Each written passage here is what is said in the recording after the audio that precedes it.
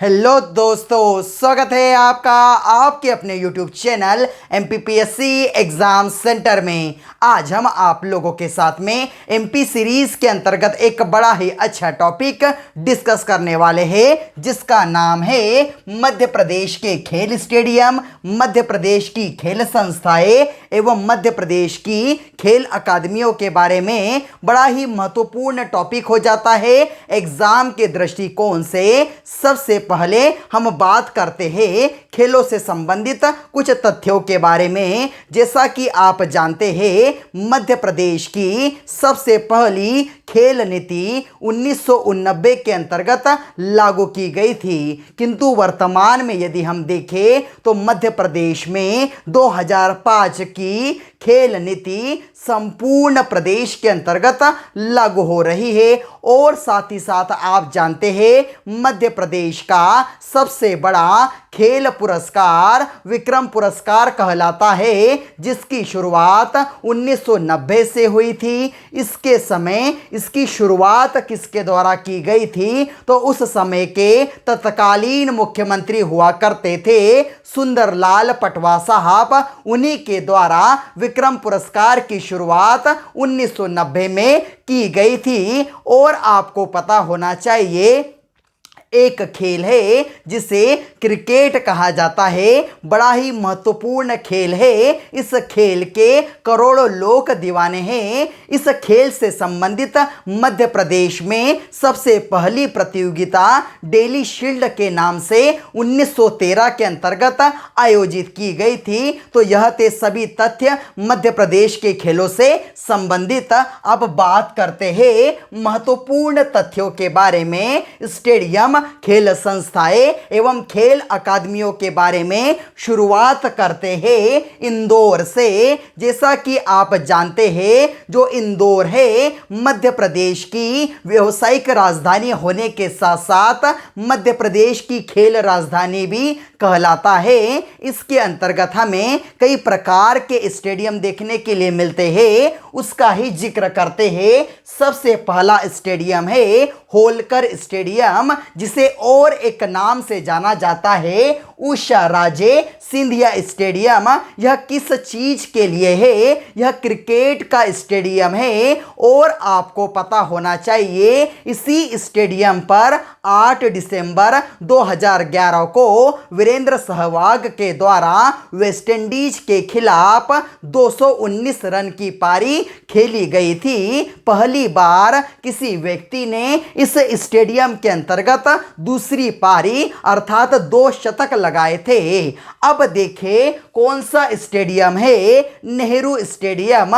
यदि देखें, इस स्टेडियम की खासियत तो है कि यह स्टेडियम क्रिकेट के लिए ज़्यादा प्रसिद्ध है, किंतु दूसरे गेम भी इस स्टेडियम के अंतर्गत खेले जाते हैं। क्रिकेट से संबंधित बात हो रही है तो आपको एक और तथ्य पता होना चाहिए। मध्य प्रदेश के अंतर्गत केवल 3 अंतर्राष्ट्रीय स्तर के खेल स्टेडियम हमें देखने के लिए मिलते हैं। एक तो होलकर स्टेडियम, दूसरा नेहरू स्टेडियम और तीसरा जो स्टेडियम है जिसका नाम है रूप सिंह स्टेडियम। यह तीनों स्टेडियम अंतर्राष्ट्रीय स्तर के क्रिकेट स्टेडियम हैं। अब अगली बात करते हैं अभय खेल प्रशाल। हम जानते हैं अभय अर्थात क्या होता है, जिसे किसी का भय ना हो, जो सबसे विशाल है। तो इस स्टेडियम की खासियत यह है कि यह सबसे बड़ा इंडोर स्टेडियम है। संपूर्ण मध्य प्रदेश का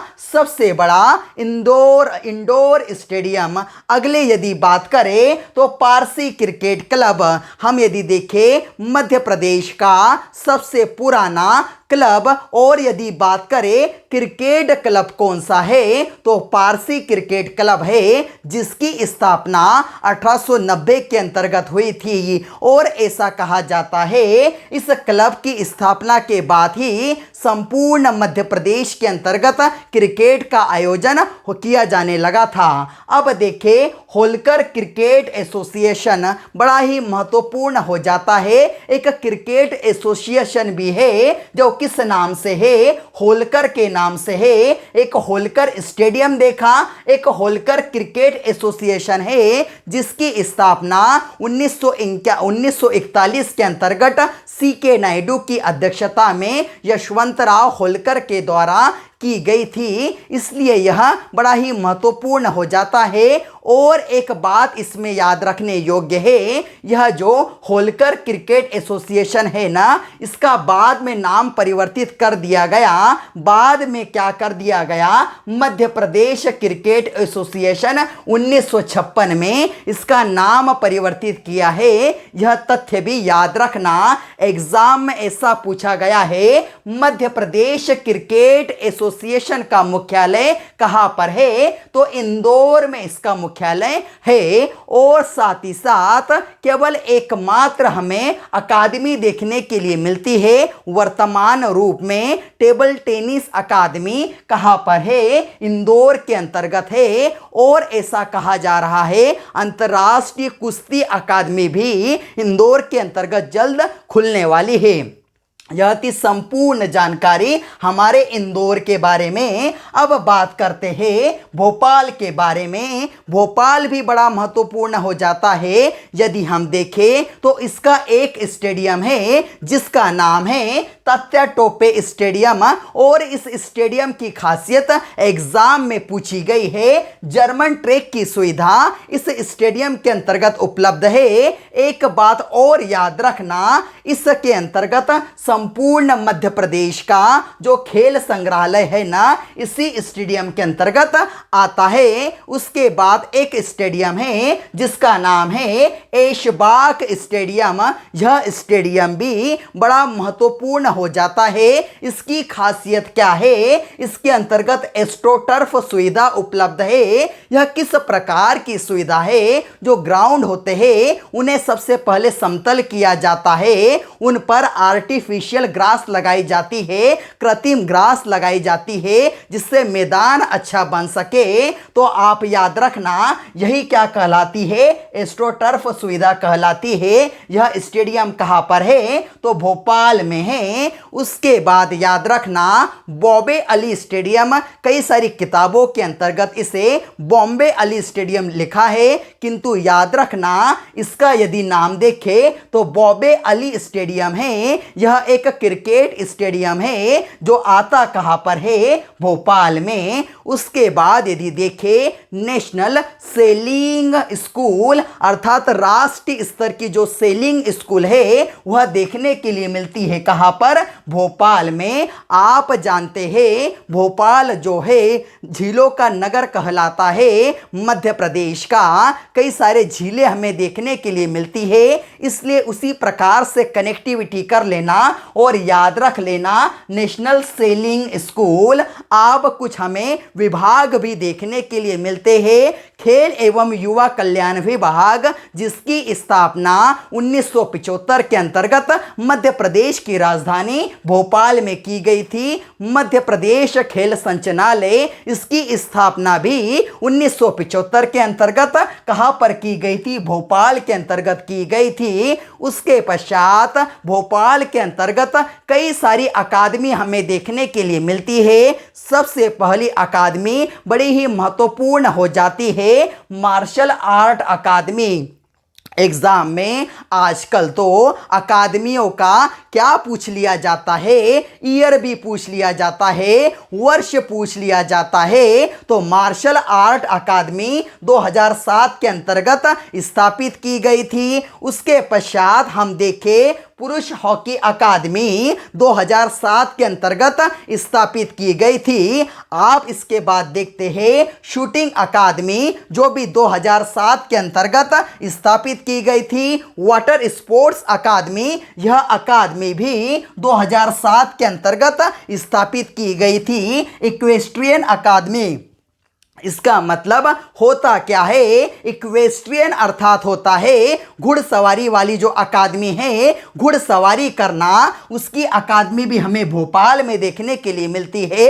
2007 में स्थापित हुई थी। और एथलेटिक्स अकादमी, यह अकादमी 2016 में स्थापित की गई थी। इन सभी अकादमियों को किस प्रकार से याद रख सकते हैं? देखिए, आप जानते हैं भोपाल की जो हमारे मध्य प्रदेश की राजधानी जो भोपाल है, यहाँ पर कौन रहते हैं? बड़े बड़े नेता लोग रहते हैं, मुख्यमंत्री लोग रहते हैं। और आपको पता होना चाहिए कि यहाँ पर इनकी सिक्योरिटी के लिए किसी ना किसी पर्टिकुलर अच्छे बंदों की आवश्यकता होगी, जो किसमें निपुण हो, जो मार्शल आर्ट में निपुण हो। और यदि उनका कोई नेताओं को कोई परेशान करे तो वह क्या कर दे, उसे हॉकी से पीट दे, साथ ही साथ यदि ज़्यादा ही कुछ बोले तो उसे शूट कर दे। और वाटर स्पोर्ट्स, जो स्पोर्ट्स के अंतर्गत अच्छे हो, जो घुड़सवारी के अंतर्गत अच्छे हो, और जो एथलेटिक्स भी अच्छे हो, यह सभी चीजें इस प्रकार से कनेक्ट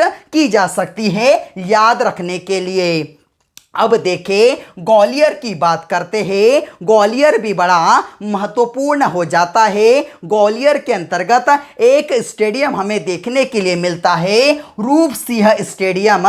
बड़ा ही महत्वपूर्ण स्टेडियम है रूप सिंह। सबसे पहले देखें, रूप सिंह है कौन? आप जानते हैं मेजर ध्यानचंद को, उनके छोटे भाई है रूप सिंह।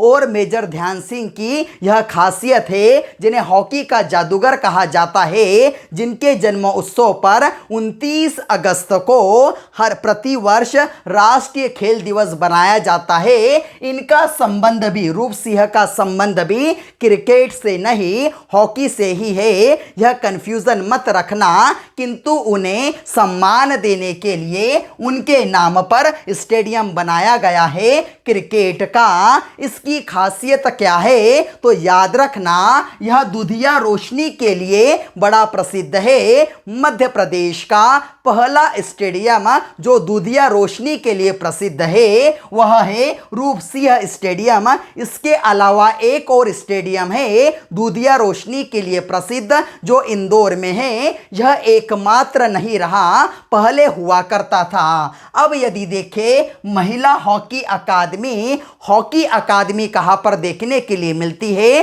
तो वह देखने के लिए मिलती है ग्वालियर में। 2006 के अंतर्गत स्थापित की गई थी। बैडमिंटन अकादमी 2010 के अंतर्गत स्थापित की गई थी। और याद रखना, नेशनल क्रिकेट अकादमी राष्ट्रीय स्तर की बता रहा हूं, जो नेशनल लेवल की है, वह भी ग्वालियर के अंतर्गत देखने के लिए मिलती है। उसके नीचे ही देखें शिवपुरी, तो शिवपुरी के अंतर्गत क्रिकेट अकादमी स्थापित की गई है। यह है नेशनल क्रिकेट अकादमी, और यह है सिर्फ क्रिकेट अकादमी 2016 के अंतर्गत स्थापित की गई थी।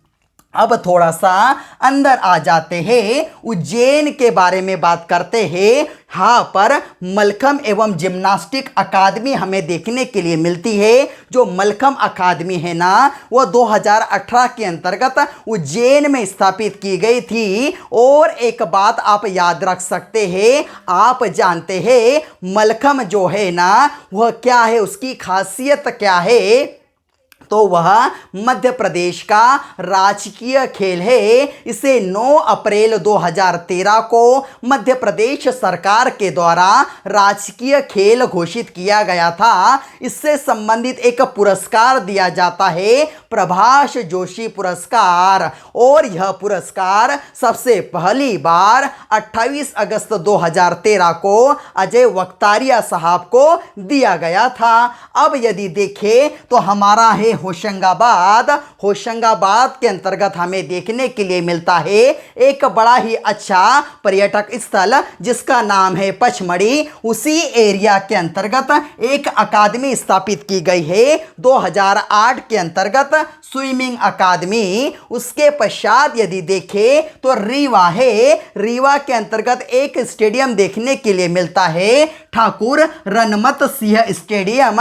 मुझे कमेंट में कमेंट कर बताना कि यह ठाकुर रनमत सिंह स्टेडियम जो है ना किस चीज का स्टेडियम है, किस खेल के लिए यह स्टेडियम प्रसिद्ध है। अगला यदि देखें तो जबलपुर की बात करते हैं। जबलपुर के अंतर्गत भी कई सारे हमें स्टेडियम देखने के लिए मिलते हैं। सबसे पहला स्टेडियम है अशोक पटेल स्टेडियम। वैसे तो अशोक पटेल का जो संबंध है ना क्रिकेट से था, केनियाई क्रिकेटर हुआ करते थे।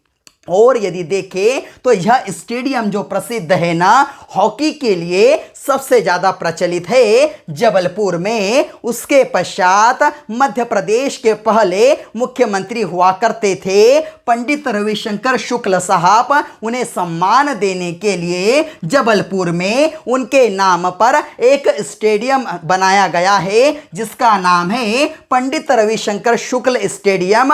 यह स्टेडियम भी कई प्रकार के खेलों के लिए प्रसिद्ध है। तीसरा है रानीताल क्रिकेट स्टेडियम। नाम में ही है क्रिकेट, अर्थात यह क्रिकेट का स्टेडियम है। तीनों को किस प्रकार से याद करें, आपको पता है जो भी शंकर भगवान की पूजा करता है ना उसे जीवन में किसी भी बात का शौक नहीं होता। वह हर चीज में ताल से ताल मिलाकर चलता है। तो ताल से कर दो रानीताल, शंकर से कर दो रविशंकर और अशोक से कर दो अशोक। उसके पश्चात बैडमिंटन एसोसिएशन, मोस्ट आईएमपी, यह एसोसिएशन हमें देखने के लिए मिलता है जबलपुर में। इसकी स्थापना 1946 के अंतर्गत की गई थी, किंतु याद रखना इसका जो मुख्यालय है वह ट्रांसफर कर दिया गया है। कहां पर? इंदौर में। अब देखिए टेबल टेनिस एसोसिएशन के बारे में। 1957 के अंतर्गत टेबल टेनिस एसोसिएशन बनाया गया था जबलपुर के अंतर्गत। अब थोड़ा सा देखना, यह बैडमिंटन एसोसिएशन है और हमने ग्वालियर के अंतर्गत पढ़ा था क्या, बैडमिंटन अकादमी। थोड़ा सा भी कंफ्यूजन नहीं होना चाहिए। एसोसिएशन यदि कहे तो जबलपुर में, बैडमिंटन अकादमी यदि कहे तो लगाना ग्वालियर। उसके पश्चात तीरंदाजी अकादमी जिसकी स्थापना 2013 के अंतर्गत की गई थी। और याद रखना मोस्ट आईएमपी है वेट लिफ्टिंग और साइकिलिंग अकादमी। किस प्रकार से याद करें, जबलपुर से निकाल लो बल, जिसमें बल होता है वह वेट लिफ्टिंग अच्छे से कर सकता है, ताकत से साइकिल चला सकता है। और जिसके पास बल होता है उसके पास इच्छा शक्ति भी होती है, वह क्या कर सकता है, तीरंदाजी भी अच्छे से कर सकता है। तो उम्मीद है यह संपूर्ण जानकारी आप लोगों को मैंने खेलों से संबंधित उपलब्ध करा दी। मैप के माध्यम से आप एक इसका स्क्रीनशॉट भी ले सकते हैं और अपने अच्छे नोट्स प्रिपेयर कर सकते हैं। यदि आप लोगों को हमारा यह वीडियो अच्छा लगा हो तो इस वीडियो को ज़्यादा से ज़्यादा लाइक कीजिए, अपने दोस्तों के साथ शेयर कीजिए और चैनल को सब्सक्राइब जरूर करना, जिससे क्या हो सके आप लोगों को हमारी आने वाली नोटिफिकेशन प्रॉपर वे में मिल सके। जय हिंद।